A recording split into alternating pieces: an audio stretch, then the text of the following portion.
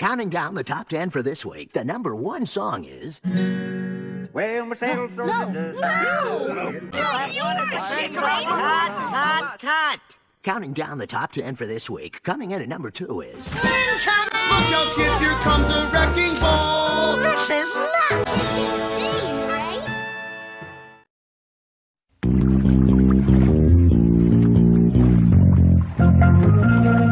Rien n'est impossible. Impossible, right? Real Coke tastes without sugar? Impossible. It's possible. Tastes like Coke. Nah, I don't believe in the impossible, babe. It's time you do, babe. Rien n'est impossible. Ça n'a rien. Real Coke taste, 0 sugar. It is possible. Coke Zero.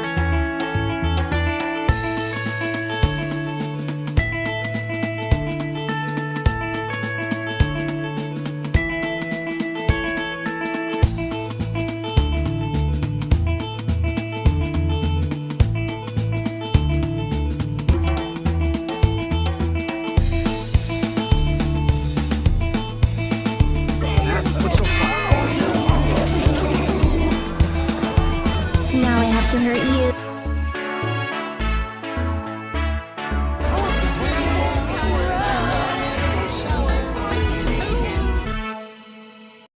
You know, I haven't been this choked up since I got a hunk of moussaka caught in my throat. Huh? What the fuck are you talking about? So is this an audience or a mosaic? Hello, everybody. I'm the Loud House Critic, one guy with 1,000 views, and all the episodes I must review. I guess the last road trip we experienced was such a pain in the neck. But seeing how we're close to the European road trip being finally done with, there is one more European trip that the Loud family actually takes, and they end up going to Greece is the Word, the 13th episode from Season 8, the 346th episode, and the 5th and final European road trip story arc. And it was also told it was the final episode of Season 8 to air. You know, when taking a look at this episode, it kind of reminded me of the movie Hercules from Disney. Lincoln Loud may be no Hercules, but at least he's quite the adventurer. But for a road trip episode like this can go the distance, let's take a look at the final European road trip story, shall we? I did have at least like 2 guest stars that actually helped me out with this one, but apparently one of them actually didn't make it through, and she clearly had so many other things to do, or maybe her mind just wandered off too much. But at least I got somebody with me.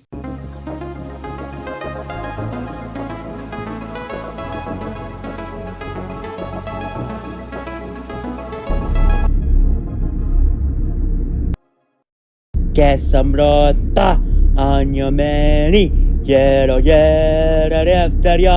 Oh, hello, hi, and greetings again. My name is Adam the Master Ripper, and we are once again back on the Europe road trip. For the final time. Ooh, Gnome said. But all good things must come to an end, right? So let's finish this Europe road trip off right. And not like, bring down the house right. That piece of shit. Anyways, let's get on with the review, shall we? But before we start, you may all ask, what the hell was that at the beginning? Well, don't mind me, but I was just singing the Greek national anthem. Why, you may ask? Well, it's an honor and a way to get ready for the episode that we're about to review. And now that I'm all done preparing, let's review the episode, which is... Greece is the Word. The 13th episode from Season 8, and above all, the 346th episode. So when I first watched this episode, it's at least better than Time Trap. You'll see when we review this episode. But without further ado, let's go on ahead and get to it, shall we?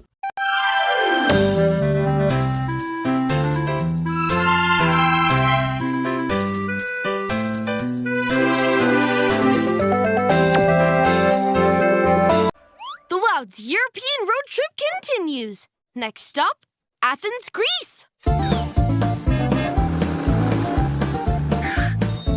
I am so grateful they remembered to pick up right where they left off from. And I am someone who actually enjoys shows that continues the story straight forward, kind of like an anime show. Today, all that's left of the Parthenon are these beautiful ruins.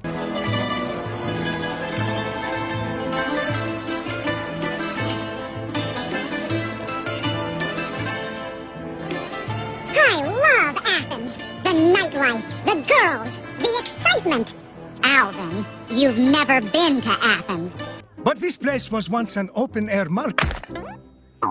Ponytail, this is not your gym. Yeah, can you be any more reckless than what you are? It's bad enough that you were such a huge pussy in Romania, like your father. Survey says... Bury the Taurean. As I was saying, this place was once an open-air market. Kind of ancient Greece's version of a mall. Ooh, I wonder if I can use my Reininger's discount here. I don't think that would be right, because somehow you would have to have a certain type of money when you're traveling in a different country overseas. If I wanted to see a building slowly crumble, I could have stayed at my You're about house. to trip. Yep, and there it is. Modern architecture. It'll never last. During their many travels at sea, Greek heroes often encountered incredible creatures, like the singing Sirens, the minotaur, and the one-eyed Cyclops. I sense a foreshadow here with these creatures. Our mother is a sea nymph. Our father is the mighty god Poseidon. Hold your phone up. I don't want to miss all the juicy details. Those were just myths. They weren't even real. Hey, you'd be surprised at what mysterious thing had and has happened, especially in the very beginning when God created the earth. Whoa! Ooh, check this out. That looks like an ancient Spartan helmet. Very good, kid getting free tour on the phone. Back then, soldiers' helmets were said to be forged by the gods on Mount Olympus. The more I want to learn about Greek mythology, the more I believe what Disney did to Hercules wasn't the right story to tell. Because it felt like more like it was a Superman story. And yet, I still love one of my favorite songs from that movie.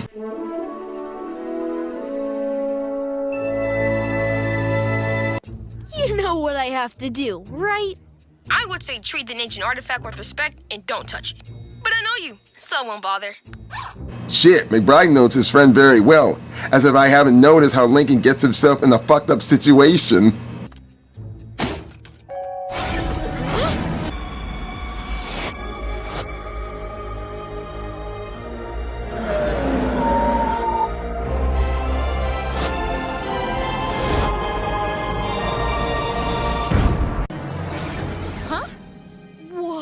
What just happened? Clyde, did you see that? Huh? No reception? How did I end up on an island? Oh boy. Please don't tell me they went into the time traveling with this story. It's getting out of control. Oh, okay. Well, no shit. Well, let's all just hope and pray to God that this time travel episode is way better than that other time travel episode that should not be named in the slightest ever. Wait, the guide said these helmets are supposed to have magical powers. I bet when I put it on, it transported me here. I hope it can also take me back. Come on, magic helmet. Damn, nothing like an ass humor gag from Lincoln. So happy he didn't actually shit himself. Survey says...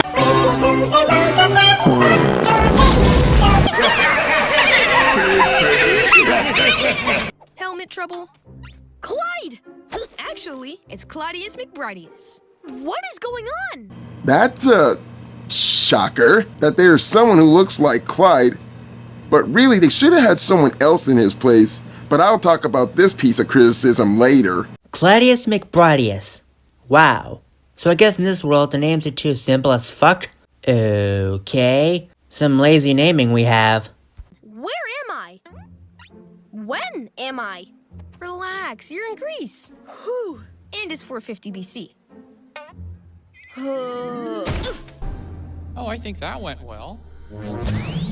Blood pressure stabilizing. Why are we still here playing doctor? She may have a head injury. This helmet didn't just blast me onto an island. It transported me back in time. Wow, that was really just a guess? I should have never tried it on. I guess you'll never know for sure, will ya? You're a time traveler? Yes! I knew it was possible. I'm writing a short story on this pottery. It's about a time-traveling kid, but I don't have it figured out yet.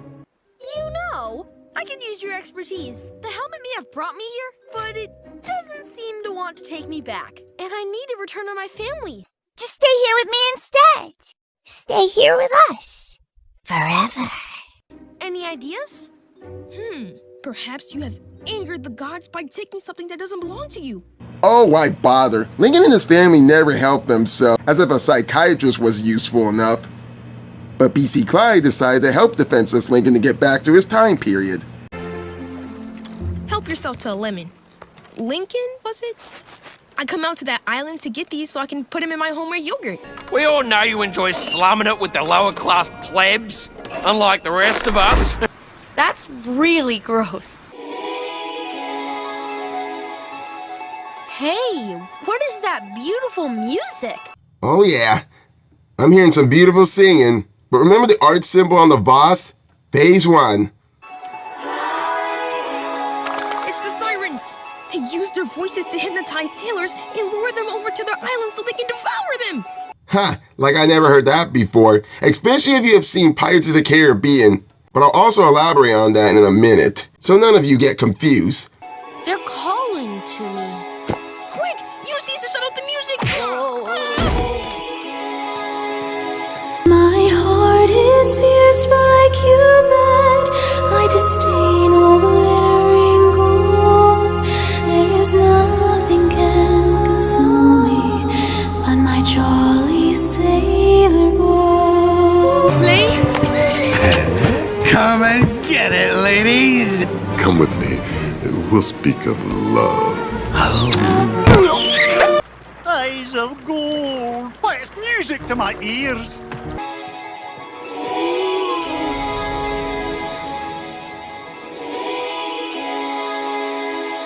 God damn! Oh, you need a napkin to eat them drumsticks, boy.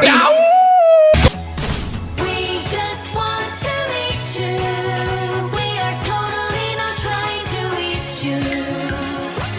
Duh, ha ha ha ha ha ha ha ha ha. Mama, oh my god, please tell me, Mia. Oh my god, I have a boner. Stay focused! I know they're supposed to be like fish demonic creatures, but still, come on. Even I can't help but being attracted to them. Boys. Nothing here is suspicious, but you sure look delicious.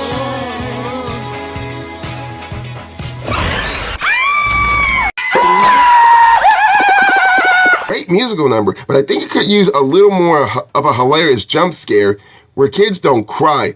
Kind of like this. I'll simply say... Mommy, that's scary as fuck! That's an ugly noise, son. Lincoln, no!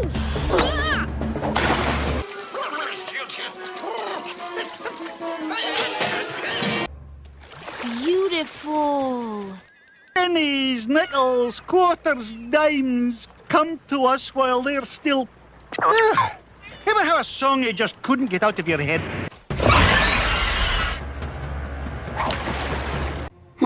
Good day to you too, fishes. Now about the fact that some people would say they're mermaids instead of sirens, here's something fascinating. In Greek mythology, a siren is predicted as a hybrid creature of an upper body of a woman and a lower body of a bird. With mermaids, however, on the other hand, are typically portrayed to having an upper body of a woman and lower body of a fish. And both can be perceived as benevolent and dangerous, which sometimes predicted as luring sailors to their death or even rescuing them. And you're probably thinking, are they actually the same thing? Well, in a sense, over time, the word siren has actually become interchangeable with mermaid. In a way, in case some of you guys have actually heard of the manatee, in the old days, most sailors didn't know what manatees were, so they came up with this idea that they were half fish and half woman. In a way, in the European folklore, sirens were now often portrayed as mermaids due to the artistic interpretation and confusion, but the original mythical predictions are pretty much different. In short terms, the sirens had lost their wings at one point and became what we know as the fish mermaid today. Hey, check that out! Free boat! No way. Read the room and pay close attention. A sign reads, free boat. That sounds too good to be true, and I hate it when things get too easy. That's a death wish. Tell me something. You've never let me catch you this easily. What are you really after? Oh, nothing much. Hundreds dying in pain and fear. All their meaningless lives brought to a horrifying conclusion. All thanks to you and a book of matches. Was that the answer you wanted? A hedge maze! This will be super easy. I don't want to brag, but I'm kind of an expert at these. Please! When pigs fly... As if you ever listened to Lisa. Then again, don't. My best course is to run to the left while having your left hand touch the side. You might have to travel through the whole entire maze, but eventually you'll find your way out, or maybe even find a secret way of getting out. Ready or not, here I come!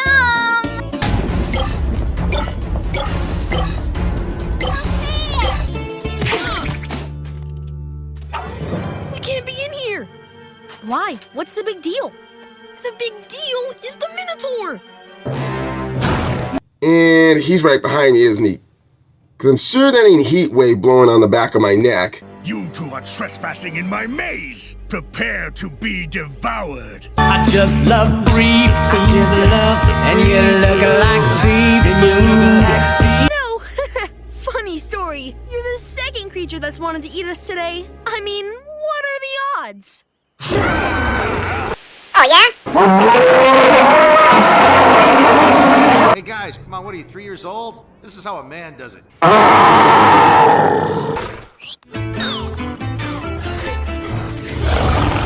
By the way, there's something that I want to mention about the Minotaur's maze. One thing that isn't quite true about this maze is that the actual structure of this maze is made from stone and not grassy shrubs, and it was built during the Renaissance, which I believe was in the mid-16th century. I could be wrong about that century timeline.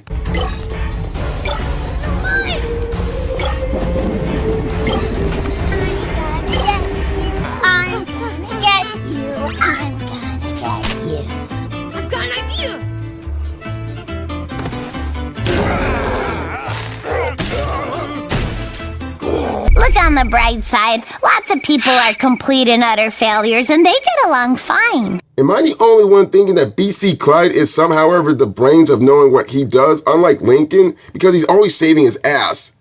Why can't the present Clyde McBride be like this? But as Lincoln and BC Clyde make it out alive of the maze and find the boat, there is one last creature for them to encounter. Who goes there? Seriously, I can't tell. I don't have the best peripheral vision. You blind? We're just two super nice Greek guys looking to borrow a boat. Let me pretend I care. Okay, I'm done. To use my boat, you must solve an ancient riddle. If you fail... Are you going to eat me? What? Ew, no, gross. I've been vegan for 3 years and I've never felt better. That's new. Whoever knew a Cyclops was a vegetarian, which never is easy for some carnivores. Men do not eat one another. Cyclops do. If you fail, I'm gonna cut you to pieces! On that thought alone, I'd rather get eaten by the siren mermaids.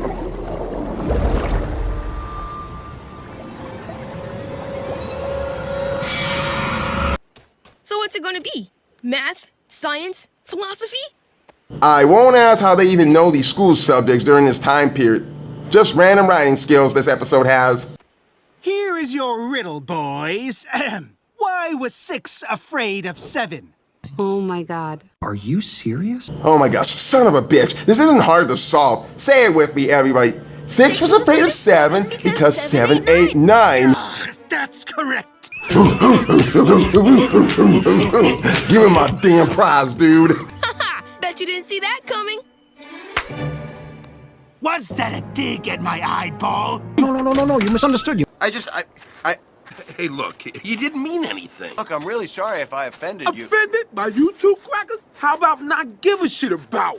I declare, you are a vicious, nasty, heartless creature. Well, in a Galius always says, when life gives you lemons, make lemon juice.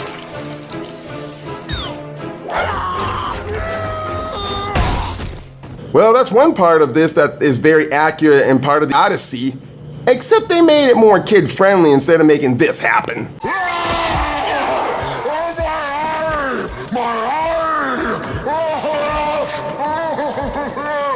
So the boys make it to Athens, but something really changes their situation. This should be super easy. All I need to do is put the helmet back exactly where... Ugh. I was afraid this was going to happen. This won't be easy to explain back at headquarters. I know what you mean. I forgot the Parthenon isn't a museum yet. Everything looks completely different. I don't know where to put this thing. I'm gonna be stuck in 450 BC forever and never see my family again. Look at the bright side, Lincoln. At least no one will walk over you or neglect you for the rest of your days. It's a problem-free philosophy. Hakuna Matata. Lost. One Spartan helmet. Contact Rustus the Great. Are you fucking kidding me? Oh, fuck. Why does that name sound like Rusty's already here? I don't like this place. Survey says, oh no, those hot girls want our nuts, we better run. Okay, how are we supposed to find this Rustus the Great? He's right over there, doing the Poppus and Lacus. Oh yeah. Tongue like a mother... I'd rather be playing Pac-Man. And what's with all these background characters actually being here in this timeline? Could they not make new designs instead of the ones that look like they're from Royal Woods? You don't think that shit funny? So Lincoln returns their helmet, but not as he says goodbye to BC Clyde. Seriously, it's your friend Clyde from the past. Now I can finish my pottery short story. You know, where I come from, we call those comics. Comics. I like that. Aw, that's sweet. Helmet, please. You broke-back mountain bitch. So, anyways, the helmet is given to the narcissist himself, and Lincoln goes back to the future. Survey says, Alan knows where you've been. Yeah, he knows what you've seen on that island with Epstein. Hey, where you been, stinking? What the fuck did I tell you about that word? This harassment has gone far enough, and I know my rights. Lynn! Ugh, gross, what are you doing? It doesn't kill you to have your only brother hug you, gremlin. You should show some respect and kindness if you even possess them. You would think Lynn would actually learn something in the past 8 seasons by now. I'm just so happy to see you! To see all of you! Oh, that's sweet, honey, but you shouldn't have run off. We have been looking all over for you. That's interesting. I didn't know the parents could care for their child. But they do show emotions in No Time to Spy. At least they're not totally heartless. Oh, were we supposed to be looking for Lincoln? survey says, You're a fucking dumbass! Let's all remind ourselves that Lenny should never have kids of her own. High five! Killing it. I found a huge sale on vintage sandals. That wasn't a sale rack. It was a showcase of ancient Greek footwear. What is with this family? Let's see. Heartless, brainless, loud, so to speak, mean-spirited, bossy, no sense of privacy, dickless, including Lynn Sr., cheap, insecure, psychopathic, careless, oblivious, nutjobs. The list goes on, as many toxic fans of the show would say. You have been a real trooper with all these historic tours, so your dad and I decided we're gonna spend the afternoon doing whatever fun thing you want. Actually, I'm starting to think history is fun. I'd love to hear more about Greek mythology. Me too! And you know, there's something here that doesn't seem right. Remember where the helmet was, and now it's nowhere where it needs to be? This is gonna cause a hunt for a thief. I lost you when you put on that helmet. Hey, look at that face behind you. Is that us on it? Whoa! Claudius actually finished his story. No fucking way that is possible, and I know they should have never put Rusty on that thing. That boring stiff. There was so much criticism about this. Buddy, do I have a story to tell you? every night. A star is right inside. A star is burning bright. A star is born. And that was the episode, Grease is the Word.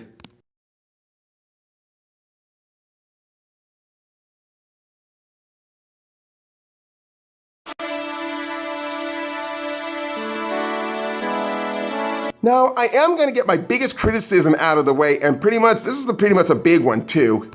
It's the fact that the Flail family is actually in Greece, at what point that Lincoln actually tries a spawning helmet on, and it suddenly takes him back into ancient Greece time, which was kind of weird, as if time traveling would solve anything. And he ends up meeting a copy gender bender of Clyde McBride named Clydius. Isn't that kind of a lazy name to actually give? You know, I wasn't expecting to actually use Clyde to help Lincoln to actually get back to his time. I was kind of expecting a new character to actually come and appear in this episode. Like so many other European road trips that we have some couple of new characters and guests. I was kind of expecting more of a female kind of character who's kind of like an Aphrodite kind of person look-alike. Who's cute, she is lovable, and she is kind to Lincoln and is willing to help him get back to where he needs to be at. And she would have been voiced by Liz George. If you don't know who that voice actress is, she voices Courtney Grippling in another Nickelodeon show called As Told by Ginger. And there was no fucking need to actually have a copyright of Rusty in here.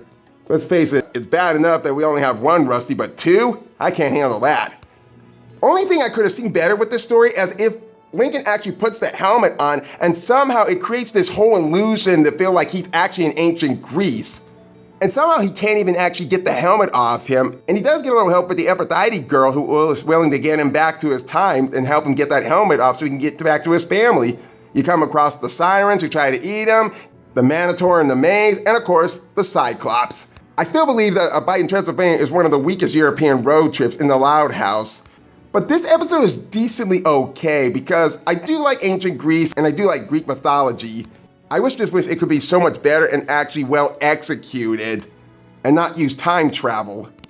I enjoyed it, except there was a lot of missed opportunities. You could just take Clydius and the actual Rusty character out of this and replace it with the Aphrodite look-alike girl, and it would actually be so much better. And it'd be a lot much cuter and kind too. And also with her character, the more that she kind of helps Lincoln to get through all the obstacles of saving him from the Sirens, the Minotaur, and the Cyclops, the more she kind of grows to like him. Seeing how the fact that she's been very close to someone that's actually been around to hang around with her very much long, and she barely has any friends of her own. Especially when there's a bit heartfelt goodbye for the both of them.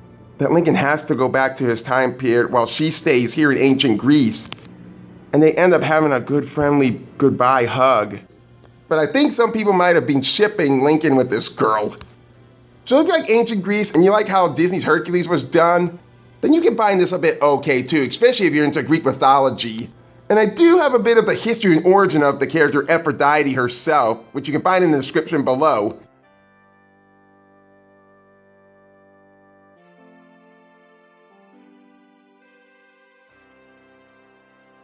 Well, this has been the Loud House Critic, and before I can even get back, there is one place that I need to go that's still somewhere in Europe, although it's not part of the European road trip, but it needs to be reviewed.